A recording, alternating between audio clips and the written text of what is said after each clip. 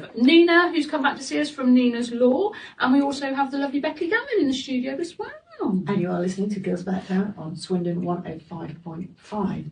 Before we get started, I just want to remind our listeners that our text number is 07900 171 453. So any questions you want to ask with regard to the care show tomorrow, Nina's Law, who Nina will be telling you a little bit about that, Becky and Becky's care home. Can I class it as your care home? So yeah, I work. That's one of your hats. Yes, one of the hats. One of the hats of many, and I know you do a lot of things for Prospect House. So take it away, Ray Marie. It's my Nina, how lovely to see you again. Hi, nice to see you.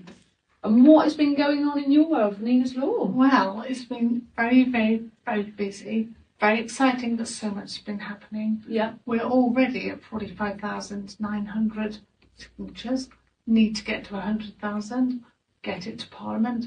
We need this to happen. Yeah. We need care to continue for complex clients like myself, patients, clients, whatever. When we go to hospital, we need our care to continue by our carers. Absolutely. And we've said before when you've been on, so please explain to some of the listeners that may not have heard of Nina's Law before what you're doing and why it's so important to raise this awareness and get this petition signed into Parliament. Okay, really, myself, if I had to go to hospital, I would need my carers to go with me. It's absolutely a must.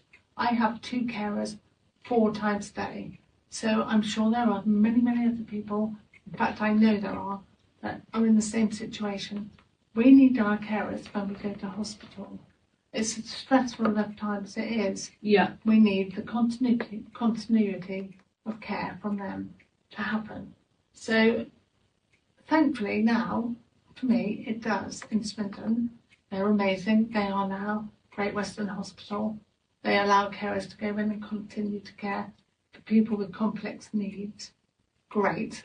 But now it needs to be the care companies that all go in with their clients. Definitely. When they go to hospital. It's the most awful time. They need them. It's like the continuity. You need your medication, you need your carers. It's that continuation.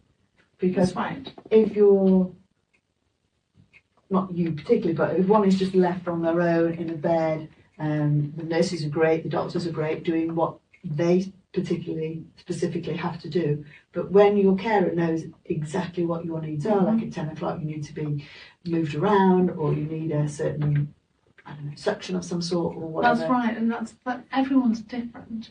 So some people need to have their lungs suctioned, or some people need to take medication. Well, not the medication, but they need to mobilise, do exercise for physio to stop them stiffening up. Of course. And if you have 2 carers, they know how to use your equipment. You would need to take your equipment with you to hospital, but that would be down to your PAs bringing your equipment to the hospital. Yeah. So it's an organised process, but it can happen. And because the doctors and the nurses, auxiliary, etc., are so busy with what they have, their normal routine, to then take on a complicated, complex person with all the needs that they need. It's challenging for them because they might not have been trained in your specific equipment. Yeah, and also think about people with ADHD or autism or the neurological disorders they may have. They can't help getting angry, but their carers would know how to keep them calm and how to deal with them. Yeah, exactly. So it's a huge, broad spectrum of people. It's really, when you talk about it, you instantly think, well, why is that not happening? Why is that not the norm? Everyone says that. And that's why I've only been doing this for a year and 3 months. I've already got 5,000 signatures. It's brilliant. Which is amazing. It's incredible, Nina. Incredible. It's great. We're very proud of himself for getting as many as that so far. In a short space of time, really.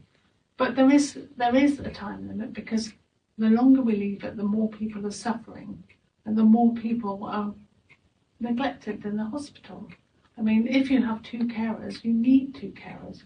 But 1 nurse, you'll be left in the bed, you'll get a pressure sore, maybe sepsis, and you'll just deteriorate. quite rapidly. Yeah.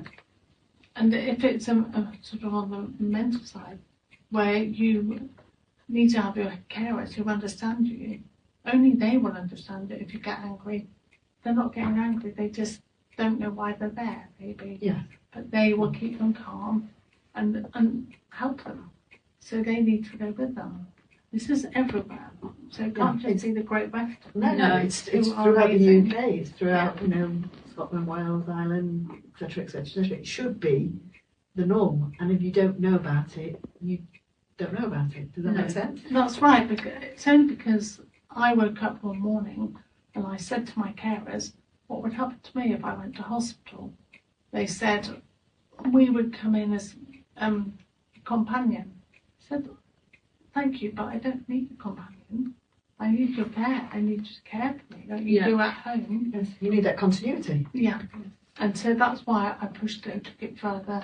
And I went to Eve at Homestead, and she is brilliant. She has now said that, yes, we can have it in Swindon, but I suppose people with complex needs will have the care. And people maybe are not aware of it. Maybe No. just, they've managed at home for so long, they don't think that they're going, please God, they don't have to go into hospital, but then all of a sudden they do have to go to hospital, and they think that that's automatic, my carers will come with me. And some hospitals might say, we haven't got the space, or whatever they say. They turn them away. They say, we are running the ward. We don't allow people to care for client or patients. Yeah. They say insurance. That's no, absolutely not the case. Because people like myself, we are insured, and so are the care companies if you have a care company, or even a PA if they are, or a family member looking after you, they're insured to look after you because you take out insurance at home to do that, and they're insured. So they can't make that excuse. They will try. Yeah, well, it's sometimes, I'm not saying all times, but sometimes, the ward is run in a certain way and it's got to be run in a certain way. And But this is That where might change. Nina's law needs to be in place. yes, If it's in place, and then it's that's done. Yeah, Yeah. Yeah. Definitely. in place, no panic, no worries. Tom Smith is coming in and has got his carers, and thank you to the nurses and the doctors, but, it's going on. So. But also for me, it's a no-brainer because the person that need care get what they want, but it also takes away all the extra pressure from the one maybe nurse or auxiliary that's running around a packed ward trying to care for somebody. That's why it's so logical, isn't it? Yeah. just make I've got 3 MPs supporting what I'm doing. Will Stone, lovely Will Stone from Swindon. Yeah. Dr. Simon Over, who's already spoken on their podcast, supporting me all the way. He's a doctor. He's great. He's from Stroud. And then I've got Oliver Ryan, who's an MP from up north, Burnley. He runs up there. So it's great I've got the support from them. I've got another MP who I can't announce who they are, but I will in the future. But people are taking notice now, and I'm so pleased. And I spoke to Unison, and they are also interested Brilliant. in Nina's law, which is great because that's 1.3 million people. It's incredible. Yeah. Yeah, and if all of them signed up, or even half of them, you're there, you've cracked Or it. 10%. Yeah. I'm helping them by taking the weight off their Exactly, yeah. role in the ward. Yeah. They can not worry about people like myself going in there. They just think, okay, good, they've got the carers coming in. Yeah, exactly, yeah. And it's, like say, your carers know you best, so, why not have them there with you? So. Yeah. What's that expression? No win, no win? No win, no. We have no idea what you're talking about. It's just logical to do it, isn't it? Yes. That's not the expression I was looking for. No, I have no idea. All I've got is nothing ventured, nothing gained, but I Oh, don't that's think something that quite like that. fits. I No, don't know. but- I don't know. Anyway, Welcome to Mandy's brain. Oh, we do that love is that. word. I'm going to sit in the corner now. No. And be quiet. Not at all, not at all. But no, definitely October. I think I'd be interested in going along. Obviously, as part of the business as well. So that's the fundraising that I did was kind of through the business BG Sports Massage Therapy. So Is yeah, that- it's good to look is out that for yourself. All people, really. Yeah, Yeah. Anyone. So I obviously focused on sports massage and deep tissue, but it's the client and the person that's that's there is the important part. So we work together to fix people's aches and pains and problems and injuries. So and to try and prevent it. I think maintenance and prevention is the most important thing. Yeah, it's key, isn't it? Just looking after yourself in general. Yeah, absolutely brilliant. Thank you so much. Brilliant. Fabulous. Once again, I'm going to give out the number so that if anybody out there, or all of you out there, want to know more about Nina's Law, you can just type in Nina's Law and it will pop up, won't it? It's on all social media. All really. social media. It's So on TikTok, it's on YouTube, on Facebook, Nina's Law Facebook, all social media. I'm on there.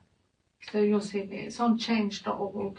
That's where I signpost people to go to sign my petition, okay. and they can keep the updates. Sorry, and also hear the weekly podcast that I'm doing, Yes, your weekly podcast. which is I'm going to ask all of you to introduce yourself, because for my third podcast, I'd like to put yourselves on there. Wow, how lovely. exciting. Thank Thank you very you. much.